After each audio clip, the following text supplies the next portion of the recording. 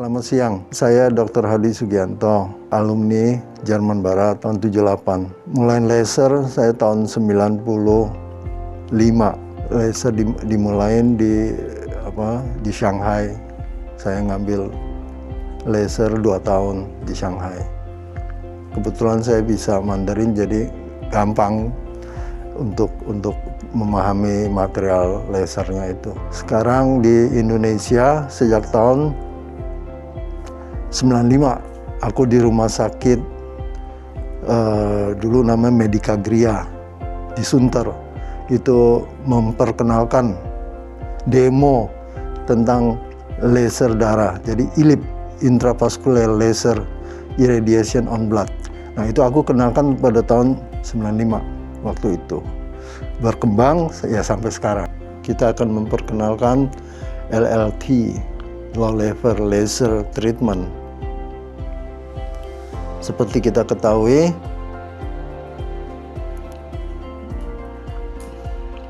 manusia tanpa kulit, tanpa tulang, tanpa daging ceritanya, itu hanya jadi kayak gumpalan darah. Nah, betapa pentingnya itu darah untuk kehidupan organisme. Jadi yang saya bicarakan di sini mengenai LLT itu, how dia punya efek terhadap darah. Jadi kita di sini bukan bicarakan tentang LLT itu how to work. Jadi kita nggak kesana, tapi kita bicarakan how to work on human body, irradiation of low level laser. Di sini seperti kalian lihat, tujuan sampai sekarang zaman milenium sudah disadari benar. Jadi dalam kedokteran dilengkapi dengan adanya suatu kedokteran regeneratif. Selama ini kan sebagai dokter kita ngobatin apa yang pasien itu menderita, sakit akibat degeneratif, penuaan, organ segala macam.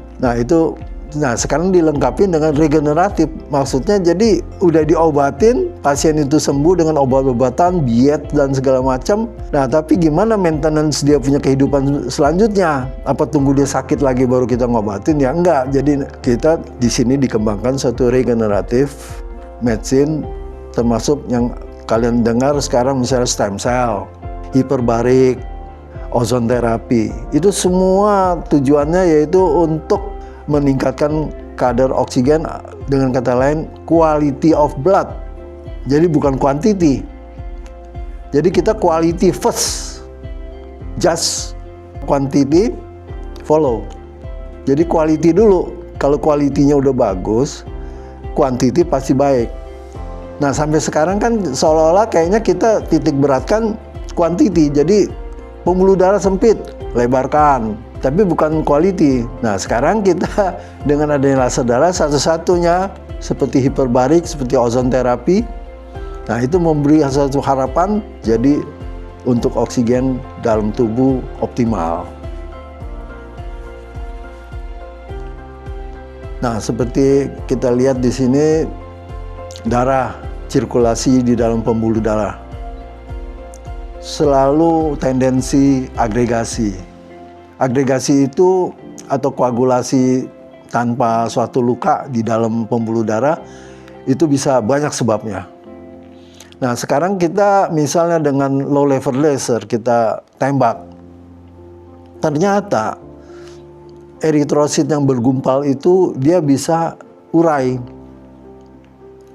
Namanya terjadi suatu oxygenated red cell. Itu sangat penting. Red cell mendapatkan oksigen, satu untuk diri dia sebagai sel butuh oksigen.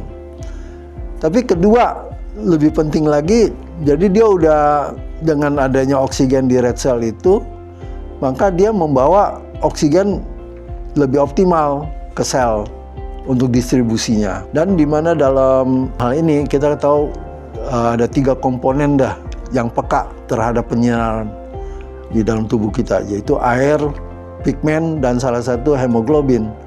Nah, disinilah kita manfaatkan, karena hemoglobin itu dengan panjang gelombang antara 600 sampai 950, resorpsinya itu optimal sekali. Nah, disinilah suatu perkembangan untuk menyinari red cell tanpa luka, karena ini namanya low level, jadi tidak akan menimbulkan suatu luka bakar, tidak destroy. Sedangkan kalau yang laser yang high power itu lain lagi kan, jadi dia bukan stimulate, jadi malah kan jadi destroy, jadi dia untuk cutting segala macam di dalam surgery itu kepake, itu high power laser. Nah sedangkan lasernya yang dengan low power beda lagi, jadi kebalikannya, itu sifat lasernya aneh gitu. Jadi kalau ditinggikan merusak, direndahkan dia menolong, jadi ini biostimulation gitu. Ya yang tadi udah oxygenated punya red cell, jadi si sel darah merah itu dapat oksigen yang bagus diri dia. Jadi pergerakan dia misalnya tuh kayak orang balet tuh lebih lentur, jadi kagak kaku. Nah selama ini kan sirkulasi dalam tubuh itu mengandalkan macrocirculation, maksudnya sirkulasi mengandalkan pembuluh darah yang besar-besar. Tapi padahal yang lebih penting untuk organisme itu microcirculation. Jadi microcirculation itu dia hanya satu eritrosit penampangnya itu yang bisa masuk. Nah, jadi ini sangat tergantung sekali. Kalau eritrositnya kaku, dia tidak akan masuk ke pembuluh darah kecil itu, kapiler. Nah, itu menyebabkan suatu microcirculation punya defisit. Jadi akhirnya iskemia. Daerah-daerah sel, daerah-daerah pembuluh darah yang melingkari sel organ, semua organ. Nah, jadi karena microcirculation itu enhance, jadi lebih baik karena red cell-nya udah dapat oksigen. Nah, itu dia fleksibilitasnya lebih bagus, tidak kaku. Akhirnya microcirculation tertolong, jadi membaik dalam iskemia ini. Nah, makanya gunanya satu-satunya yang ini dalam wound healing, dalam stroke, iskemia, dan lain-lain sebagainya.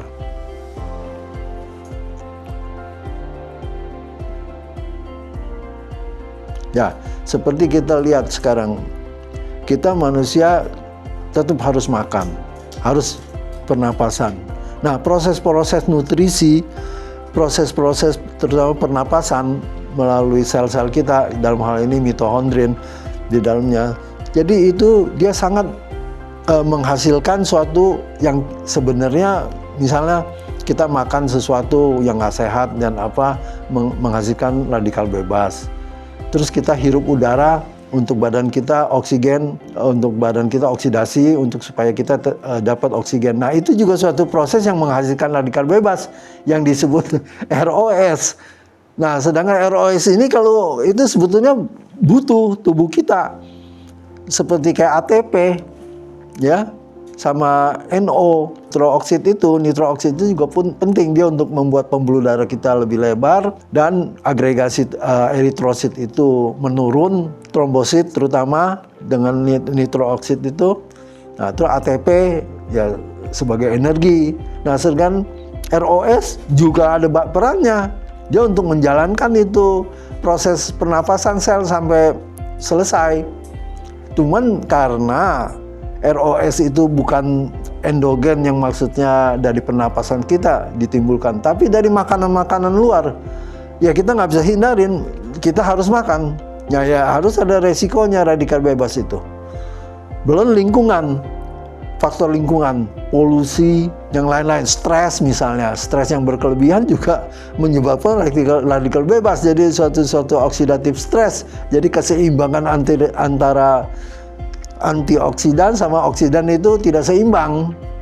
Nah, itu akan membuat sel itu cepat menua. Jadi nah dalam hal inilah aging proses itu lebih cepat terjadi. Nah, sekarang ternyata dalam penelitian melalui LLL ini irradiation tapi intravaskuler itu bisa enzim SOD yang juga badan kita bikin, cuman dengan adanya oxygenated punya HB, nah itu akan meningkat SOD. SOD sangat penting dibandingkan, tapi manusia juga nggak kalah akal. Jadi selain SOD, mereka supply juga dari luar, vitamin C lah, vitamin E lah, glutathione lah, dan lain-lain.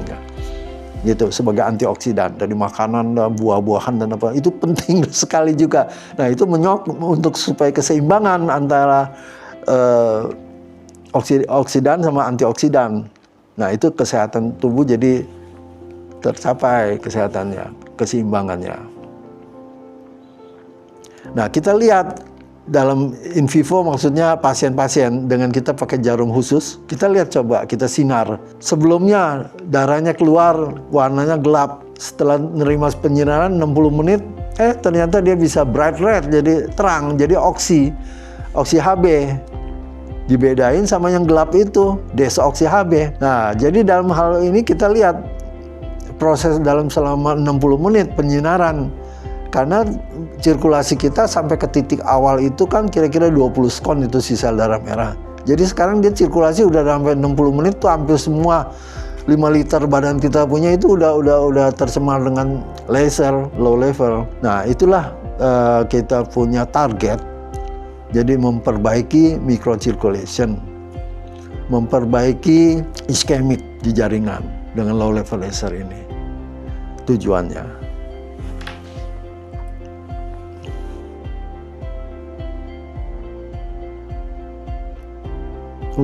Itu literatur yang saya pernah belajarin di Shanghai, ya itu cuplikan-cuplikan. Cuman ada yang bahasa Mandarin karena saya bisa, jadi susah kalau saya mau terjemahin lagi ke Inggris, susah banget dah. Tapi ini kurang lebih itu case report. Memang saya dapat kesempatan untuk bisa kunjungi rumah sakitnya yang lakukan ILIP itu. Jadi saya lihat juga langsung, terus kita diskusi juga sama profnya. Nah itu 2 tahun saya intensif mundar-mandir Indonesia Shanghai itu. Ya, demikian sekejap laser how to work on organism. Terima kasih atas perhatiannya dan kehadirannya.